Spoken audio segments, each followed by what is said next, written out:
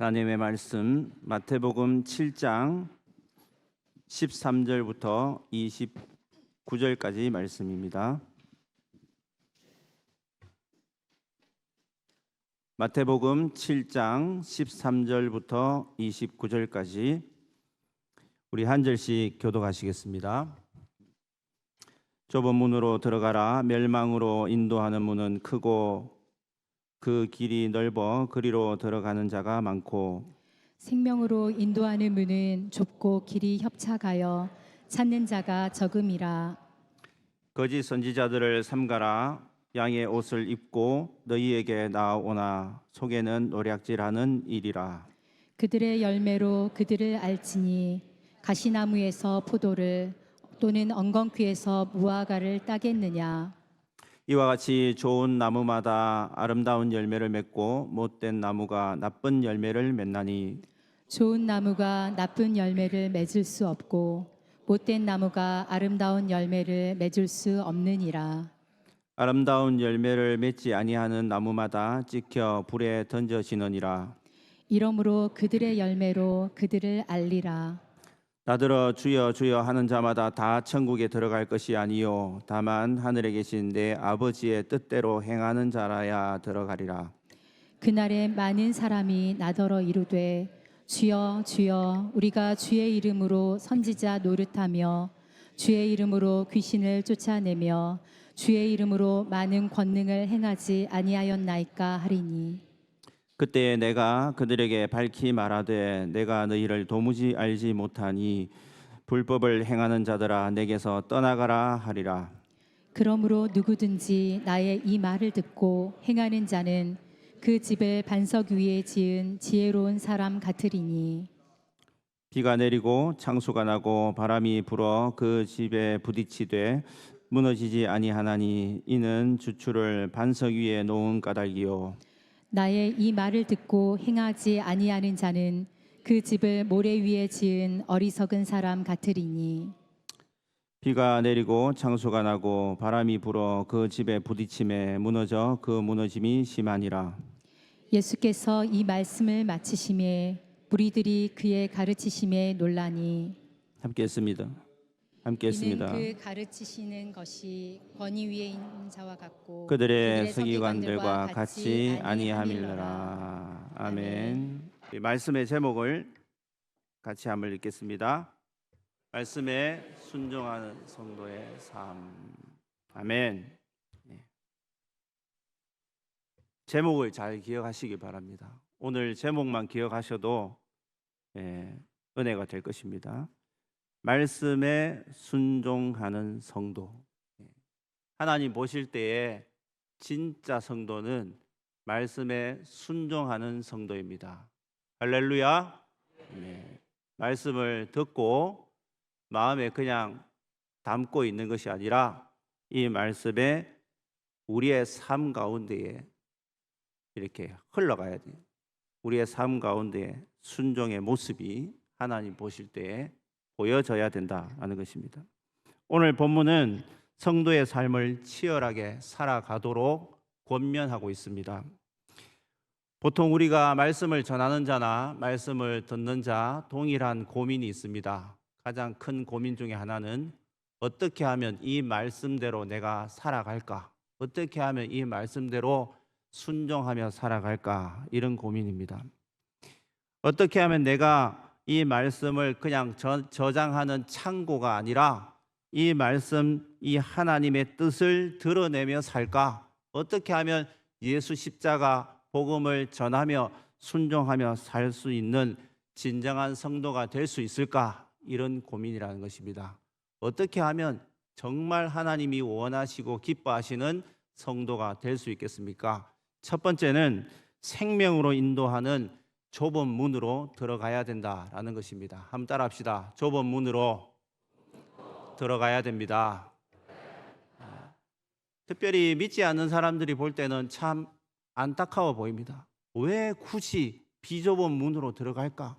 왜 이렇게 세상에 누릴 것들, 볼 것들, 마실 것들, 이렇게 즐길 수 있는 것들이 많은데 굳이 교회 가서 예배 드린다고 1시간 앉아 있고 헌금 드리고 이렇게 말씀을 듣고 있는 것이 하나님을 알지 못하는 사람들 볼 때는 참으로 불쌍해 보입니다. 그런데 우리는 하나님 보실 때에 이 길이 아주 비좁은 길이에요.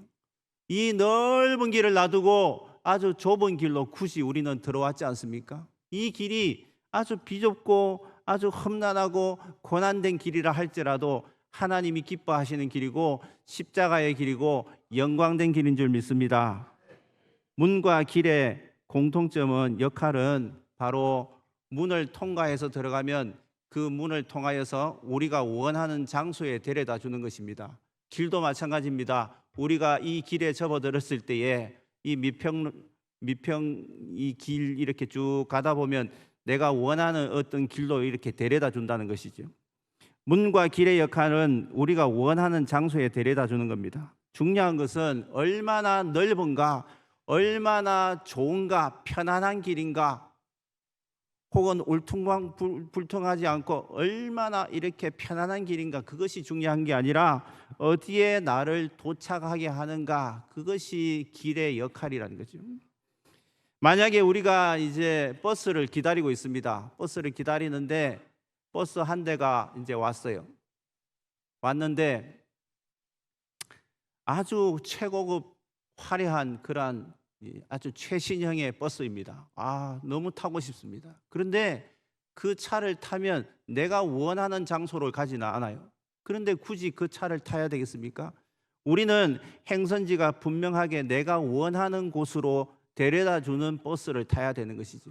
아무리 조금 오래된 것 같고 조금 최신형은 아니고 사람들이 빡빡하게 타고 있다 하더라도 내가 그 버스를 타야 되는 것입니다. 비좁은 버스를 굳이 타야 됩니다. 왜냐하면 내가 그 버스를 타야지만이 그 행선지, 그 도착할 장소에 데려다 주기 때문에 그렇습니다. 우리의 삶도 마찬가지입니다. 우리의 삶은 비좁은 이 좁은 길에 접어들었습니다. 이 좁은 문의 마지막 종착지는 바로 생명입니다. 천국입니다. 그런데 넓은 길, 큰 문은 멸망의 길입니다. 멸망이 종착역입니다. 지옥불이죠. 그러면 우리가 어떤 길로 가야 할지 분명히 답이 나오지 않습니까?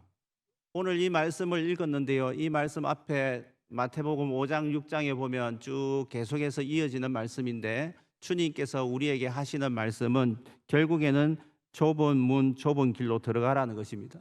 산상수훈에서 말하고 있는 것은 다 좁은 문, 좁은 길입니다. 예수님이 가신 그 길입니다.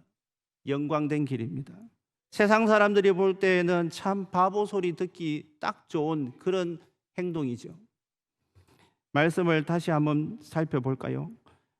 산상수훈 5장 6장에 쭉 내려오는 말씀들을 간단하게 이제 말씀을 드리겠습니다. 심령이 가난한 자, 애통하는 자, 온유한 자, 의에 줄이고 목마른 자, 긍휼히 여기는 자, 마음이 청결한 자, 화평하게 하는 자, 의를 위하여서 핍박을 받는 자. 이게 결국에는 좁은 문으로 들어왔기 때문에 그렇게 핍박을 받는 것이죠.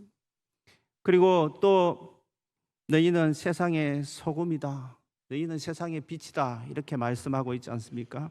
정체성을 드러내라는 것입니다. 세상 가운데 차협하지 말고 좁은 문으로 들어간 우리 하나님의 자녀들이기 때문에 하나님의 자녀됨을 드러내라라는 것입니다.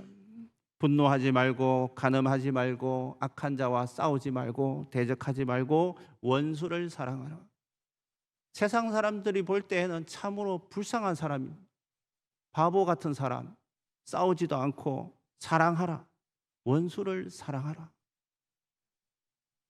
내 이득을 챙겨야지 왜 사랑해야 됩니까? 라고 대부분 사람들이 생각을 하겠지만 예수님을 믿는 사람들은 원수를 사랑하라고 주님이 말씀하신 겁니다. 구제와 기도와 금식을 드러내놓고 자기 의를 드러내기 위해서 살지 말라고 말씀하시고 먼저 하나님의 나라와 의를 구하라, 이런 말씀들을 쭉 하고 있습니다. 이 말씀을 요약하면 이렇습니다. 자기를 부인하고 자기 십자가를 지고 주님 가신 그 좁은 문, 좁은 길을 걸어가라 라고 말씀하고 있는 것입니다. 나의 생각과 나의 경험을 다 내려놓아라. 다 내려놓아라. 자랑거리도 다 내려놓아라. 사도 바울이 부활하신 예수님을 만난 이후에 자랑거리가 얼마나 많았습니까? 그런데 그 모든 자랑거리, 요즘으로 말하면 스펙, 가문, 혈육, 이런 자랑할 만한 것들이 수십 가지가 있지만 그것을 다 배설물로 여겼다. 자랑거리로 여기지 않았다라는 것입니다. 왜 그렇습니까? 진짜를 맛보았기 때문에 그렇습니다. 사랑하는 성도 여러분, 진짜를 맛본 사람들은 다른 것들은 그렇게 크게 느껴지지 않는 것입니다. 하나님의 말씀이 진짜로 우리가 깨닫게 되면 다른 것들이 그렇게 크게 중요하지 않게 된다는 것입니다. 다 내려놓고 전적으로 주님을 따르라. 왜냐하면 진짜를 만났기 때문에 예수님을 따라가는 겁니다. 예수님을 따라가는 거예요. 예수님을 따라가는데 예수님이 말씀하신 대로 예수님을 믿기 때문에 그 길을 그대로 따라간다는 것입니다. 예수 믿는 사람들은 욕도 할 수 없고 화도 낼 수 없고 세상 사람 믿지 않는 사람과 부딪힐 때에 내가 양보를 해야 되고 손해를 봐야 되고 이게 좁은 길이죠. 결국에는 예수님이 가신 그 길이고 생명의 길인 줄 믿습니다. 근데 반대로 내가 하고 싶은 내 욕구대로 내 마음 가는 대로 내가 주인이 되어서 편안한 길, 죄의 길을 우리가 접어들게 되면 그 길의 종착역은 바로 멸망이라는 것입니다. 사랑하는 성도 여러분, 당장 포기하고 싶고 희생이 따르고 사람들이 조롱한다 하더라도 하나님께서 인도하시는 생명의 길을 걸어가시는 저와 여러분이 될 수 있기를 간절히 바랍니다. 하나님이 옳다고 하는 그 길을 가야지 하나님이 기뻐하십니다. 하나님이 옳다고 하신 그 길을 힘써 감을 통하여서 영생 복락을 누리는 저와 여러분이 될 수 있기를 바랍니다. 두 번째로 진정한 성도가 되기 위해서는 우리 같이 한번 읽겠습니다. 거짓 지례를 조심하고 신앙의 인격을 갖추어야 합니다. 예수 믿는 데는요, 때때로 방해하는 방해 요소가 많습니다. 우리의 삶의 걸음 가운데에 쥐레가 많다는 거예요. 쥐레를 밟으면 어떻게 됩니까? 터지고 죽을 수도 있습니다. 그렇기 때문에 우리가 하나님의 성도로서 살아가는데 항상 평탄하면 좋겠지만 이제 걸어가는 그 길에 굉장히 많은 험난한 쥐레밭이 기다리고 있다는 것입니다. 우리가 오늘 예배를 지금 우리가 즐겁게 드리고 있지만 예배 시간이 끝나고 나면 그 순간부터 쥐레밭입니다. 우리 수정도 교회 지금 우리가 이 건물 안에 지금 있지만 이 예배를 마치는 순간부터 성도를 만나고 교제하는 이 순간에도 쥐레밭이 기다리고 있다는 것을 기억할 수 있기를 바랍니다. 하나님이 다 보고 계십니다. 정말 성도로서 신앙의 인격을 갖추어서 살아가는지, 그렇게 하나님이 기뻐하시는 말을 하고 생각을 하고 행동을 하는지 하나님께서 보고 계신다는 겁니다. 그리고 사탄 마귀는 계속해서 노리고 있습니다. 수정로교회 성도라고 하면서 말은 잘하고 있는가? 하나님이 기뻐하시는 말을 하는가? 행동을 하는가? 생각을 하는가? 예수님 당시에도 지뢰밭과 같은 그 거짓 선지자들이 많이 있었다는 것입니다. 그런데 더 중요한 것은 이 사람들을 분별하기가 상당히 어렵다는 것입니다. 왜 그러냐면 15절 말씀에 나오는 것처럼 거짓 선지자들을 삼가라. 양의 옷을 입고 너희에게 나오나 속에는 노략질하는 일이라. 이렇게 돼 있습니다. 어르렁거리면서 먹을 것들 찾고 있는 이리떼와 같다라는 것입니다. 이 거짓 선지자는 겉으로는 잘 구별이 되지 않습니다. 왜냐하면 양의 옷을 뒤집어 쓰고 있습니다. 교회 안에도 있습니다. 교회 안에도 누구 못지않게 친절한 모습, 또 외식된 종교 행위, 기분 좋게 이렇게 띄워주는 칭찬, 또 속에는 기복신앙이 깔려 있고요, 훈련되어 있는 매너로 이렇게 자신을 감추고 있는 사람들이 있다는 것입니다. 그 사람은 실제로는 이리떼인데 겉으로는 양의 옷을 뒤집어 쓰고 있다는 것입니다. 그렇다면 우리가 어떻게 이 거짓 선지자, 하나님이 악하다고 보시는 이 거짓 선지자를 분별할 수 있겠습니까? 오늘 말씀해 보시면 20절에 이러므로 그들의 열매로 그들을 안다라고 말합니다. 열매. 이들이 하는 모습을 봤을 때는 이게 바로 구분이 되진 않는데 이 사람이 어떤 열매를 맺는지를 보여진다는 겁니다. 어떤 열매를 맺는지. 좋은 나무는 좋은 열매를 맺게 됩니다. 못된 나무는 나쁜 열매를 맺게 됩니다. 마찬가지로 하나님께서 정말 기뻐하시는 사람은, 하나님의 도구로 쓰임 받은 사람은 하나님이 기뻐하시는 그 선한 열매를 맺어 간다는 것입니다.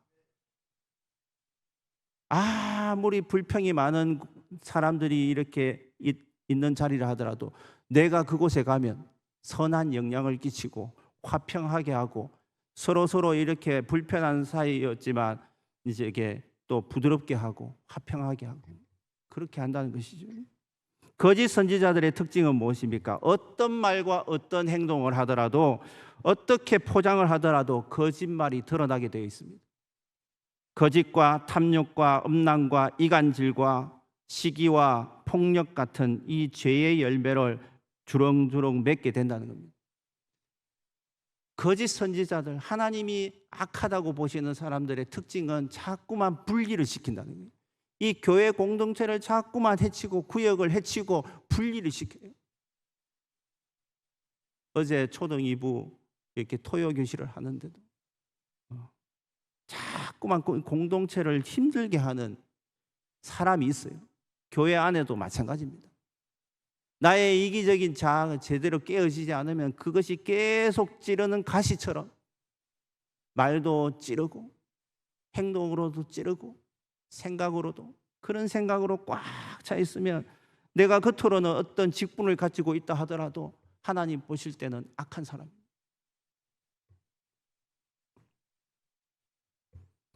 사랑하는 성도 여러분, 우리가 이분 좀 본받고 싶다 하더라도 그분을 자세히 살펴보시기 바랍니다.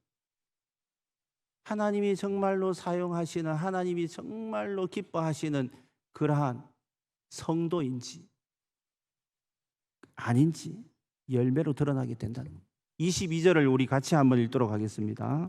큰 소리로 같이 읽겠습니다. 시작.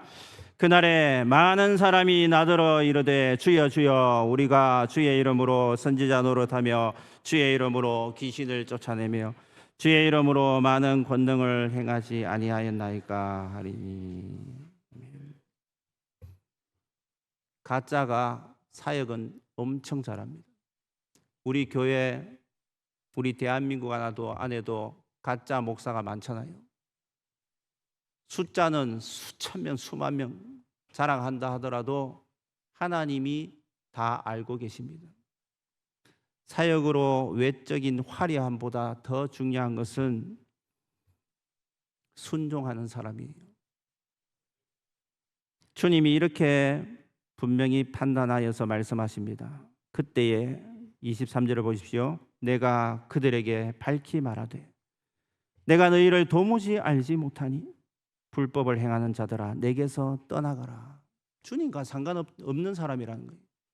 아무리 외적으로 사역을 잘하고 많은 사람들이 그 교회에 몰려온다 하더라도 주님을 닮은 인격이 없고 십자가의 사랑을 경험하지 않은, 은혜를 경험하지 않은 사람은 가짜라는 겁니다.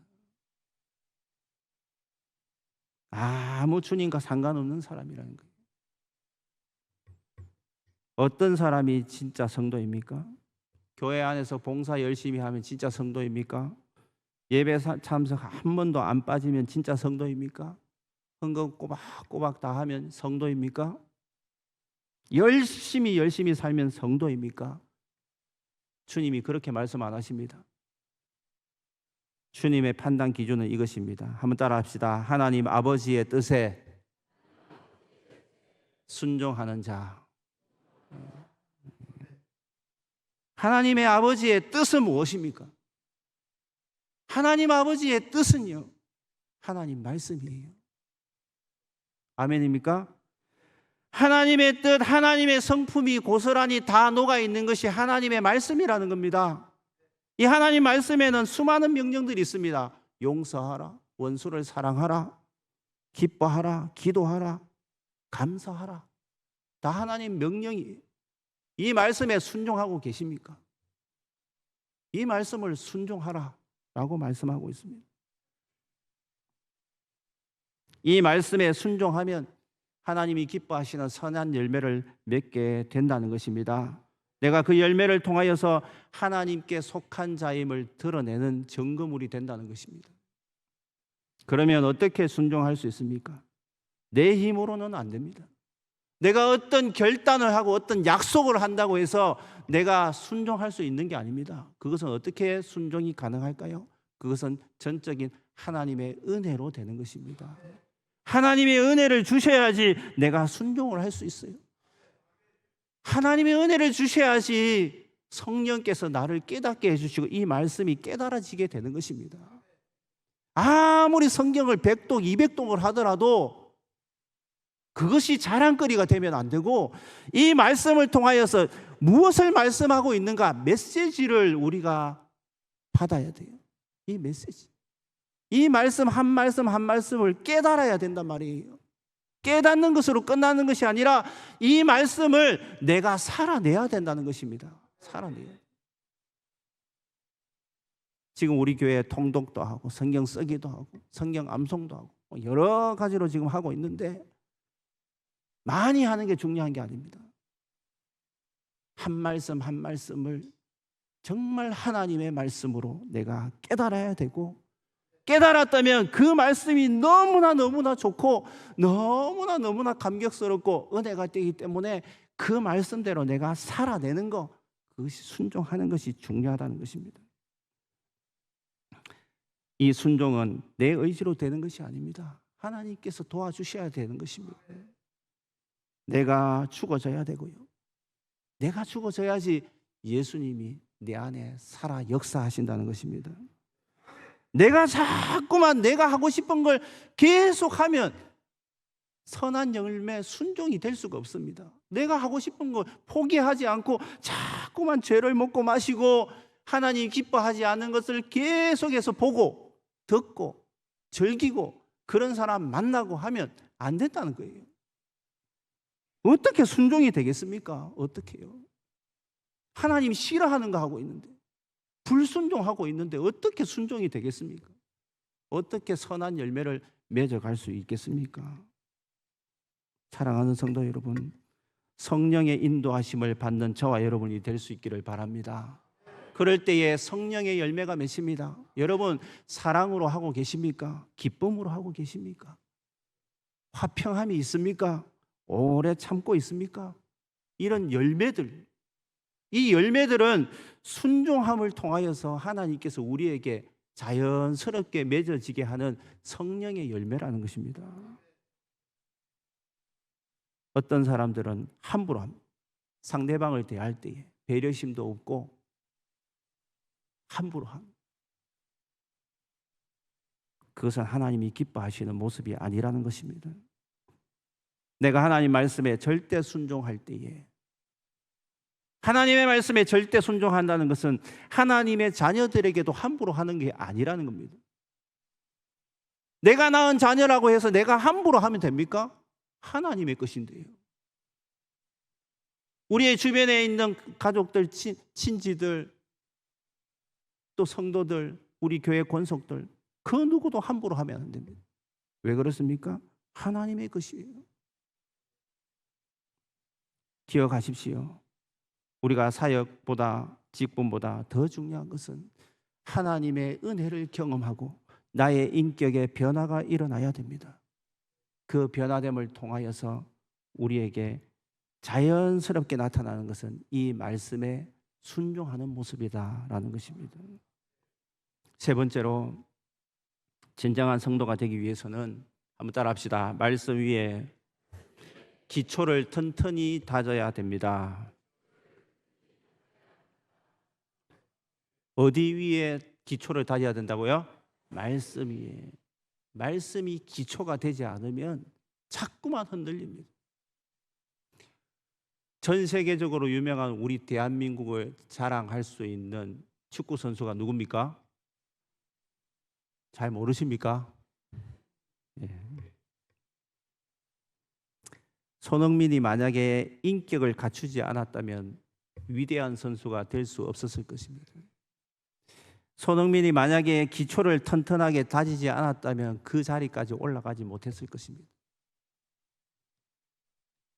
수많은 사람들이 올림픽을 준비하고 그 높은 자리, 그 영광스러운 금메달을 따기 위해서 수많은 시간들 잠도 자지 않고 얼마나 많은 시간들을 할애해서 연습하잖아요.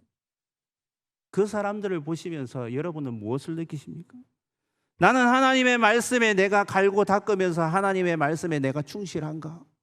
그걸 우리가 한번 생각을 해봐야 됩니다.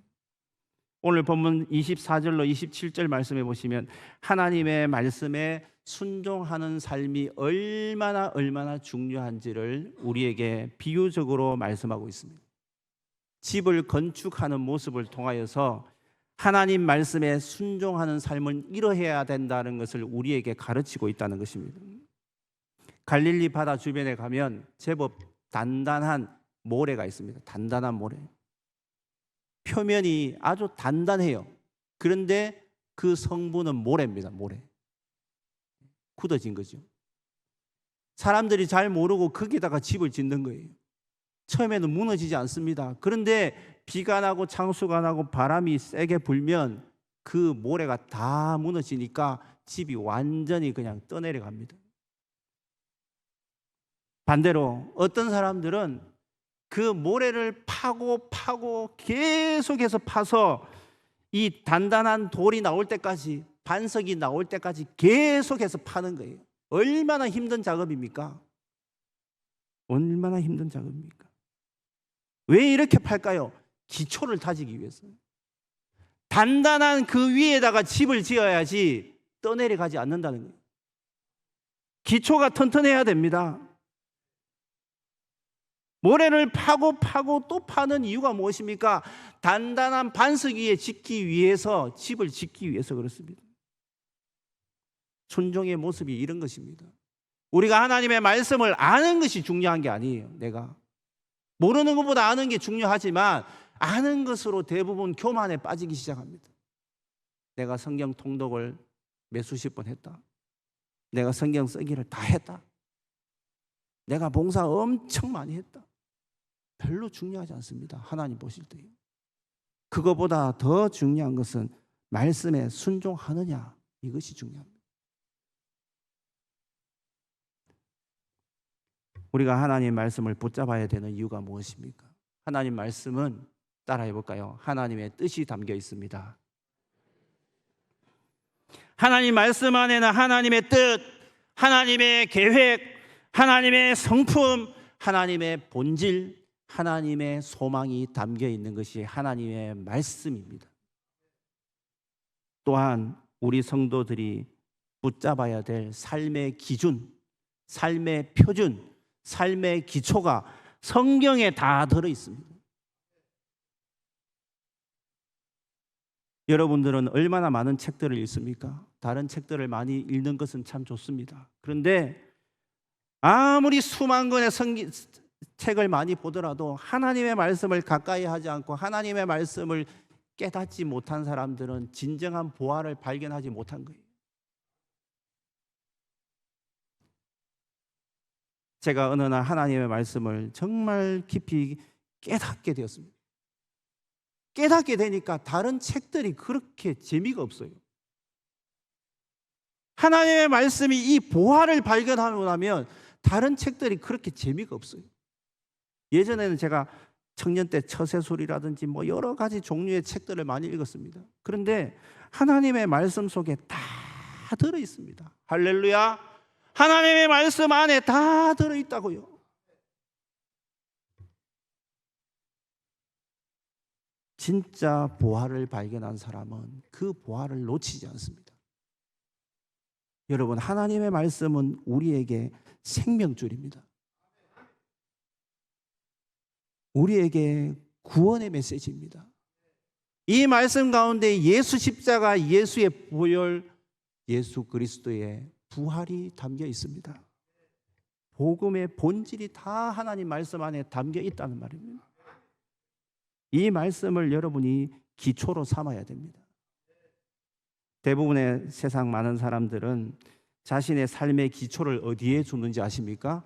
자기의 생각에 둡니다. 자기의 사상, 자기가 좋아하는 철학자, 철학 사상, 어떤 소견, 대부분 보면 이런 것들이에요. 그게 뭡니까? 모래 위에 집을 짓고 있다 이 말이에요. 모래 위에다가. 이 사상과 이런 이론들은요, 시대가 가면 계속 바뀝니다. 계속해서 바뀌어요. 불확실합니다. 그것은 우리에게 삶의 생명줄이 아닙니다. 그런데 많은 사람들이 생명줄로 착각하고 그 위험한 짓을 하고 있는 거예요. 하나님의 뜻, 하나님의 계획, 생명과 구원과 우리의 삶의 전부 어떻게 살아야 되는가? 우리에게 말씀하고 계시는 이 생명의 말씀, 하나님의 말씀을 기초로 하여서 살아갈 때에 우리는 세상의 어떠한 공격과 어떠한 유혹 가운데도 흔들리지 않습니다. TV에 보면 유명한 선전, 흔들리지 않는 무슨 침대 뭐 그런 선전하잖아요. 흔들리지 않는다. 아무리 주변에서 떠들어대고 충격을 가하더라도 하나님의 말씀이 너무 좋아서 하나님의 말씀이 내 삶의 생명줄이다, 목숨줄이다 라는 것을 진짜 깨달은 사람은 그 말씀에 순종한다는 겁니다. 순종해요. 전적으로 순종한다는 겁니다. 그럴 때에 참된 평안을 누릴 수 있다라는 것입니다. 말씀을 맺겠습니다. 오늘날 우리 세상 사람들 앞에 우리 성도들이 하는 말과 행동이 예수님과 같이 권위 있는 자가 되기 위해서는 어떻게 해야 될까요? 세상 사람들이 추구하는 것들 더 월등하게 잘하면 됩니까? 아닙니다. 그것은 정답이 아닙니다. 우리의 신앙의 인격과 우리의 삶을 기초를 하나님의 말씀에 두면 됩니다. 왜냐하면 이 말씀이 바로 예수 그리스도를 나타내기 때문에 그렇습니다. 반석 위에 세운 집처럼 말씀 순종의 흔적을 나타내는 저와 여러분이 될 수 있기를 바랍니다. 우리 한번 따라합시다. 하나님 말씀에 순종한 흔적을 남깁시다. 아멘. 갈라디아서 6장 17절에 보면 내 몸에 예수의 흔적을 지니고 있다. 사도 바울이 고난 가운데에 끝까지 사역하고 그 사역을 완주할 수 있었던 비결은 예수의 흔적을 담고 있었다는 거예요. 여러분들도 순종의 흔적이 나타나는 저와 여러분이 될 수 있기를 바랍니다. 그렇게 할 때에 세상 사람들은 우리를 통하여서 순종하는 우리의 모습을 통하여서 예수님을 발견하게 될 것입니다. 그리고 우리가 진정한 성도임을 깨닫게 될 것입니다. 기도하시겠습니다. 기도하실 때에 생명으로 인도하는 좁은 문으로 묵묵히 걸어가게 해달라고 기도합시다. 자기를 부인하고 자기 십자가를 지고 예수님을 따라가게 하여 달라고 기도합시다. 어떠한 거짓된 미혹에도 넘어가지 않고 신앙의 인격을 갖추고 순종의 열매를 맺어가게 해달라고 기도하시고 하나님의 말씀, 그 말씀에 순종함으로 순종의 흔적을 남기는 우리의 삶이 되게 해달라고 이 시간에 주여 한번 부르짖고 기도드리겠습니다. 주여, 아버지 하나님, 하나님의 사랑과 은혜 감사드립니다. 아버지 하나님, 생명으로 인도하는 이 좁은 문, 때때로 아버지 하나님 괴로운고 힘들고 고난이 많은 이 길이지만 아버지 하나님, 이 길을 묵묵히 잘 걸어갈 수 있도록 도와주시옵소서. 아버지 하나님, 십자가를 지고 주님을 따라가는 삶이 되게 하여 주시고 어떠한 세상의 미혹 가운데도 하나님 우리를 붙들어 주시고 하나님의 뜻과 하나님의 계획과 하나님의 성품, 하나님의 그 소망과 기준과 생명과 구원과 예수 십자가의 보혈과 부활을 아버지 증거하는 이 말씀에 우리의 기초를 두고 이 말씀을 아버지 하나님 살아낼 수 있도록 말씀의 순종의 흔적을 아버지 하나님 남기는 우리의 삶이 되게 하여 주시옵소서. 모든 것 감사드렸고 예수님의 이름으로 기도드리옵나이다. 아멘.